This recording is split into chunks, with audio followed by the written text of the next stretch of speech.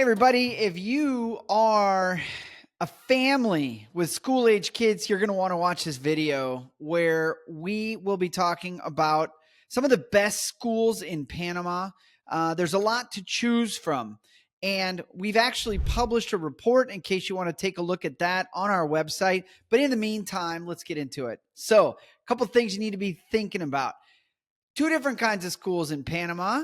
One school that is on the Panamanian school schedule, which means start around right after Carnival. So figure March to December. That means summertime is January, February, and a little bit of March, which is kind of cool. That's what we do for our kids. And it's nice because you're traveling and maybe visiting the US, visiting Europe, visiting South America, and it's not as busy in terms of the tourist season. So, okay, you've got that. And then you also have tons of wonderful international schools that are on sort of a US calendar, which means start in September, end in June, like typical schools in the US. So, some other factors to think about, and we break down everything in our report in terms of cost, schedule, pros and cons, location, languages, activities, all that jazz. Not going to get into every single one of those on these videos, but you can definitely check out the report.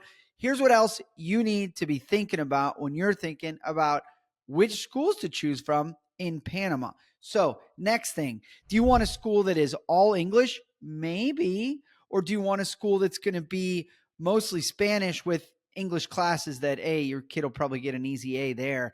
Depends on their level, obviously. But there are plenty of all English schools in Panama that are operating on both the Panamanian schedule, Episcopal being one of them. Most of them are associated with some religion, but not all of them. Oxford is another one. St. Mary's is another one. Those are English-speaking schools that are on a Panamanian schedule. There's also some wonderful English-speaking schools that are on a U.S. schedule.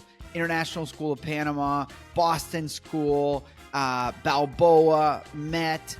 Those vary in prices quite a lot. Here's the other crazy thing about schools in Panama. Plan on dropping a little bit of an admission cost. Now, some of them, like the school that we send our kids to, La Salle, it's kind of cheap. It's like $500 for the initial administration. And then I think we pay or registration. And I think I pay like $400 a month, something like that. And it's good. It's kind of mid-tier Panamanian, mostly Spanish. Yeah, pretty much all Spanish classes. For La Salle, it's in Cangrejo. Walk to school, right? Hey, we like that. Now, other schools, though, the spectrum's a little crazy in terms of the initial admissions cost. There are some schools that charge up to $10,000 for admissions, or in some cases, even more. I think ISP, we've got it on the report, but I think ISP is like 14,000, if I'm not mistaken. I got to double check, but yeah, we've been researching it, putting it together, and it is very current. So yeah, those are the things you want to be thinking about. The good news is there are some great schools. And even in the case of ISP, I think it's like $1,000 a month, right? It's not insane. Maybe $1,200 once you start factoring in, after school activities, lunch, transport, all that jazz. Most of these schools have transportation. Sometimes it's a bus. Sometimes it's a little colegial, which is like a little kind of not a minivan. It's like a little mini bus, really.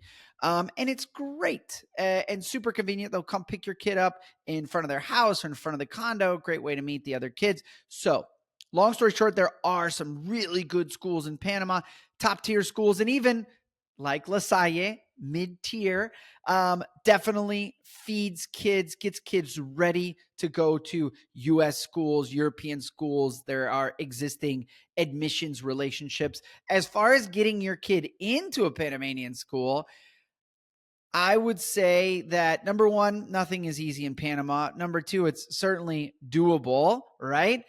What you want to do is apply early. A lot of these schools have plenty of cupos or open spots. Some of them don't.